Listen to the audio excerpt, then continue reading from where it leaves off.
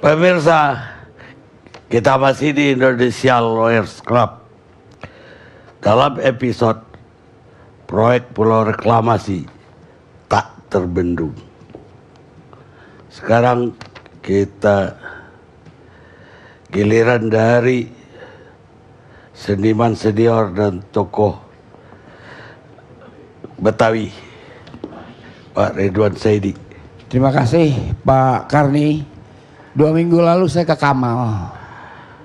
Para nelayan mengerumuni saya, padahal maksud saya datang ke sana lain gitu, hanya untuk mengcover pelabuhan Kamal, bukan untuk reklamasi. Pada waktu itu, para nelayan melapor. Pertama adalah para penduduk yang berada di belakang pulau di mulut Kamal itu, Pulau A atau apa, yaitu penduduk dari Pulau Kayangan. Saya kira onrus nama yang kita nggak bisa pakai karena ditolak internasional. Kembali ke Pulau Lama, Pulau Kapal dan Pulau Bidadari. Ini tertutup. Penduduk juga tidak bisa lancar, dan kami kebenaran bertemu dengan penduduk dari salah satu ketiga pulau ini. Para nelayan meminta saya, mereka mengatakan sulit mendekati pulau reklamasi itu. Silahkan saya membuktikan. Diajak oleh nelayan untuk pergi ke sana. Saya bilang apa itu matlamat, apa tujuan saya adalah untuk mengcover Kamal. Jadi kalau saya perhatikan di situ, tidak mungkin hidup itu pulau kalau tidak dengan darat. Sedangkan darat adalah otoritas Pemda DKI atau barangkali Kodam kalau menyangkut keamanan. Dia nggak bisa keluar dari pulau itu. Kemana? Dia melebarkan kali Kamal, berarti menggusur pemukiman. Ke sebelah sana rawa, tidak semudah itu daerah ini. Tapi menurut para nelayan itu dibangun terus, dan para nelayan meminta agar nasibnya diperhatikan, karena yang dilakukan di daerah Kamal yaitu mereka memasang alat-alat berat itu tanpa penduduk Kamal itu tahu untuk keperluan apa alat-alat berat itu dipasang. Jadi persoalan reklamasi ini tidak sederhana persoalan lingkungan, karena saya hafal dengan kelakuan intelektual itu bisa berubah-berubah. Zaman Belanda lain, zaman Jepang lain, zaman ini lain. Itu berubah-berubah sesuai dengan pesanan. Jadi saya tidak akan pernah hirau dengan omongan mereka. Saya hanya hirau dengan realita lapangan.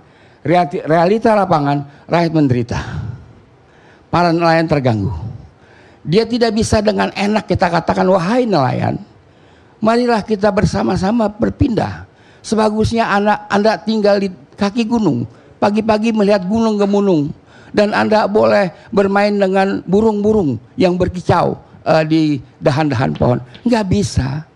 Kehidupan itu dipindahkan dengan begitu mudah, nggak bisa. Tidak bisa. Orang DPRD aja dipindahin, dia kagak mau. Bagaimana? Dia kelojotan meronta-ronta. Apalagi kita memindahkan kehidupan orang. Nggak semudah itu. Jadi menurut pandangan saya yang pertama, Anies harus konsisten dan kita backup. Alasan hankam yang paling kuat untuk menghentikan reklamasi. Jadi ini bukan omong kosong.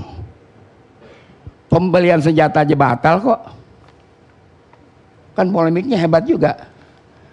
Nyatanya diserahkan ke TNI AD itu senjata. Jadi alasan hankam. Ini sangat berbahaya karena sudah ada pikiran-pikiran untuk menghidupkan kembali dui keluarga negaraan rangkap. Artinya sembari jadi orang Cina, jadi warga negara Indonesia juga. Sedangkan pikiran ini pada tahun 59 telah dihentikan oleh Perdana Menteri Juanda.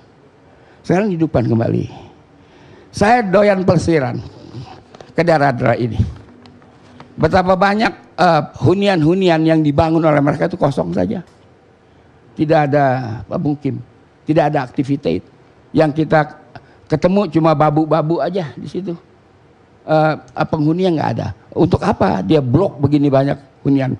Dan saya tidak lupa salah seorang tim ses Ahok ketika berhadapan dengan saya di sebuah stasiun radio, Dia mengatakan Ahok akan memindahkan 2 juta penduduk Jakarta.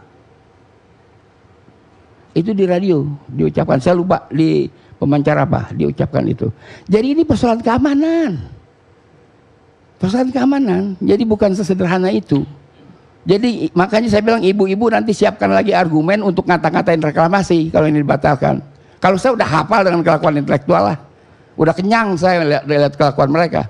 Jadi karena itu menurut hemat saya Anies harus konsisten. Rakyat berada di belakang dia.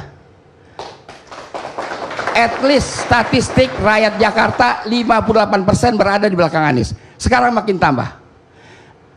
Saya rasa pemerintah ini terpleset dengan memainkan lagi isu reklamasi. Secara politik isu ini akan bergulir terus sampai 19. Bahaya dia. Dia memainkan berbahaya. Jadi dia akan dipepet terus dalam soal reklamasi, baik oleh para nelayannya yang victim langsung maupun oleh orang-orang yang mempunyai hak untuk berbicara. Jadi dia salah sekali memainkan isu ini. Isu ini sebenarnya nggak boleh dimainkan karena dia pasti kepepet. Sekarang ini dipaksakan main. Apalagi yang tantang. Siapa yang berani ngelawan berhadapan dengan saya? Mau apa kau? Kau tak tahu aku siapa? Belum tahu kau aku siapa? Nggak tahu emang kita siapa dia. Jadi ini yang harus diingat. Dia salah memainkan isu ini. Dia salah. Tapi memang kalau rezim sudah mau berakhir, kita tidak bisa cegah. Wassalamualaikum warahmatullahi wabarakatuh.